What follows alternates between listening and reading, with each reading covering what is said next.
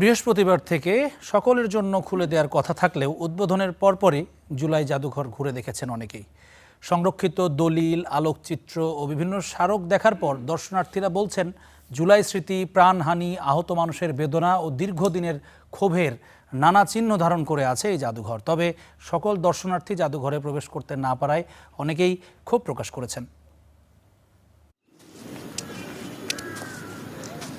এক এক কক্ষে এক একটি গল্প, কোথাও রক্তমাখা পোশাক, কোথাও দেয়াল জুড়ে ছবি, সময়রেখা আর অসংখ্য মুখ যাদের কেউ আর ফিরবে না। কারো কারো জীবন বয়ে বেড়াচ্ছে ক্ষত।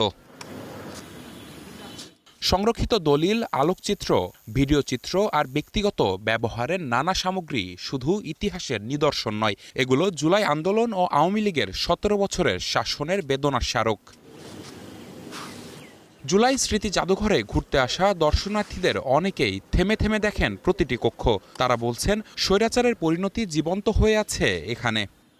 একটা সরকার যে সময় নাকি মানুষের বাক স্বাধীনতা হরণ করে, স্বেচ্ছাচারী হয়ে যায়, যা খুশি তাই করে, তো তার পতনটা কিভাবে ঘটে এই গণভবনের ভিতরে, এই জাদুঘরের মধ্যে আমরা দেখতে পাবো। দুর্নীতির স্বর্গরাজ্য বানিয়েছিল, এখান থেকে যে দুর্বৃত্তায়ন করেছিল এবং তার পরিণতি, শেষ পরিণতির যে নিদর্শন, সেটা এখানে না আসলে বোঝা যায় না। কেউ যদি এরকম ফ্যাসিবাদ হয়ে ওঠে, তার পরিণতিটা হয়তো এর চেয়েও ভয়াবহ হতে পারে।